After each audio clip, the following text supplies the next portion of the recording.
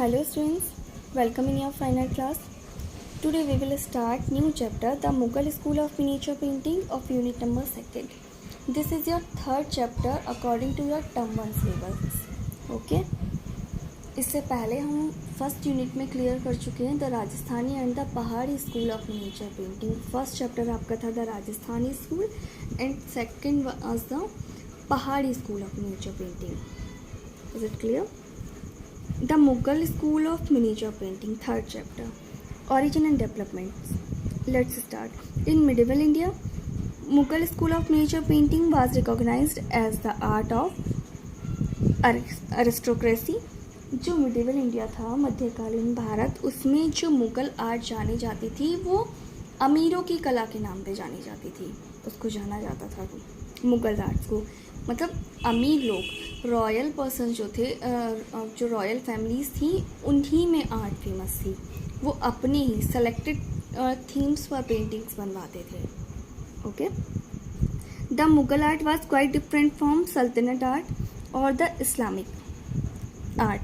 जो मुग़ल आर्ट थी वो सल्तनत आर्ट और इस्लामिक जो आर्ट थी, ईरान, तुर्की और पर्शिया में जो चलती थी, उससे अलग थी बिल्कुल.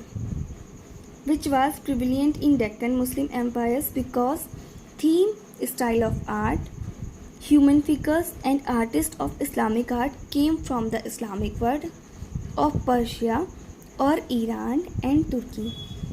जो आर्टिस्ट आए थे अकबर,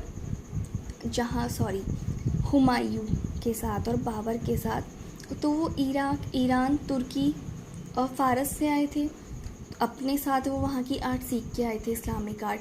लेकिन इस्लामिक यहाँ आकर उन्होंने इंडियन आर्ट देखी, राजस्थानी पेंटिंग सीखी. इस तरीके से इंडियन आर्ट प्लस जो हमारी इस्लामिक आर्ट थी, ईरानी आर्ट थी, पर्शियन आर्ट, उसके कॉम्बिनेशन से जो पेंटिंग्स बनी उसको हम बोलते हैं मुग़ल मिनिएचर्स पेंटिंग्स. तो वो एक अलग था. उनकी जो टेक्निक थी वो इस्लामिक थी, बस वो इस तरीके से इंडियन थी कि वो यहाँ बनी थी. जो थीम थी वो यहाँ की थी, लेकिन जो टेक्निक थी वहाँ के आर्टिस्ट की, तो वो इस्लामिक थी. इसलिए ये यहाँ की पेंटिंग से अलग थी, जिसको बोला गया मुग़ल मिनिएचर पेंटिंग, जो राजस्थानी पेंटिंग से अलग थी थोड़ी. Okay. The paintings painted bye them were Indian only in the context that they were painted on Indian ground. जो पेंटिंग्स थी वो थी तो इंडियन, मतलब जो उनकी थीम थी, उनका जो कंटेंट था वो इंडियन था, लेकिन जो उनकी टेक्निक थी, जो वो सीख कर आई थी, वो इस्लामिक थी वहाँ की.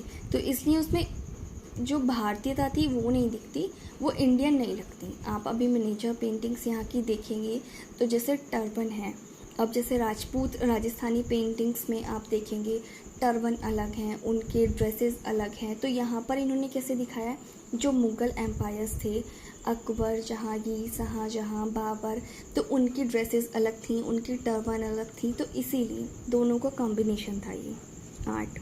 Okay. But the feeling of Indianness was not in them at all. जो पेंटिंग्स थी मुग़ल पेंटिंग्स, वो उन्होंने कोशिश की यहाँ के तरीके से बनाने की, लेकिन नहीं बना पाए वो लोग पेंटिंग्स. ओके.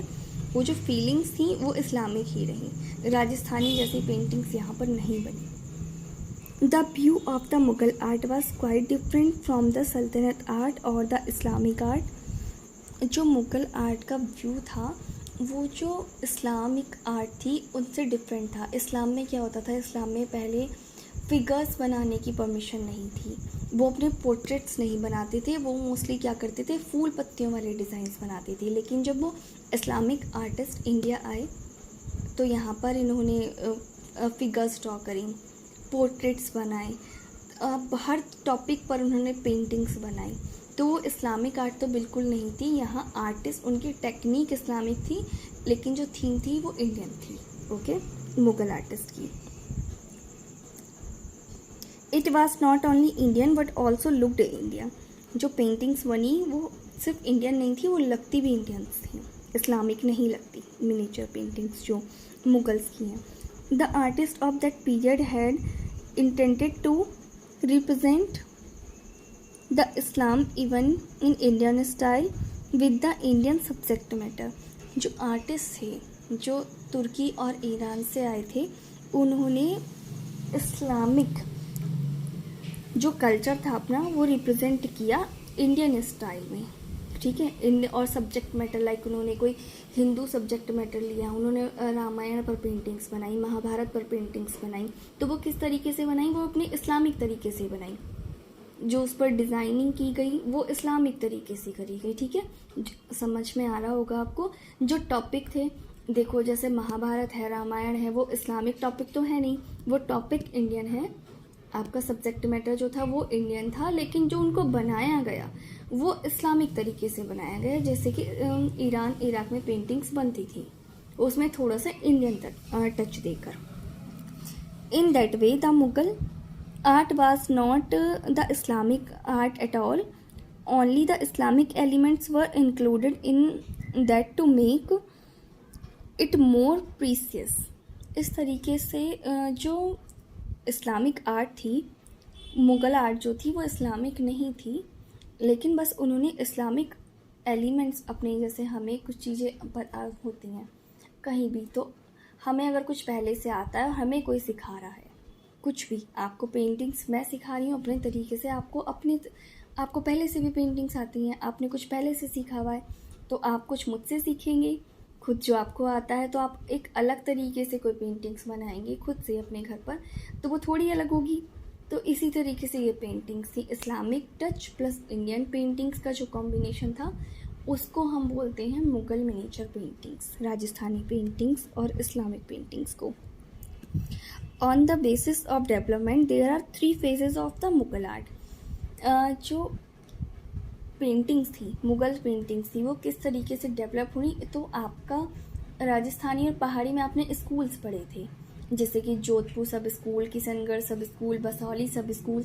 तो इसमें क्या है, मुग़ल्स में पीरियड्स हुए, लाइक अकबर का period, during Akbar period, or during Jahangir period, Shahjahan periods. तो किसके पीरियड्स में किस तरह की आर्ट्स हुई, तो आप यहाँ ऐसे पढ़ेंगे, ठीक है। यहाँ पीरियड्स होंगे, सब स्कूल्स नहीं होंगे। The Mughal schools of nature painting. I hope आपको इतना क्लियर हुआ होगा। अब the art during Akbar periods, ये हम नेक्स्ट क्लास में क्लियर करेंगे। इससे पहले आपको सारे नोट्स मैं एज ए PDF सेंड कर चुकी हूँ ग्रुप में, आप जल्दी से अपना वर्क कंप्लीट करके चेक करा लीजिएगा, ठीक है। Thank you, have a nice day.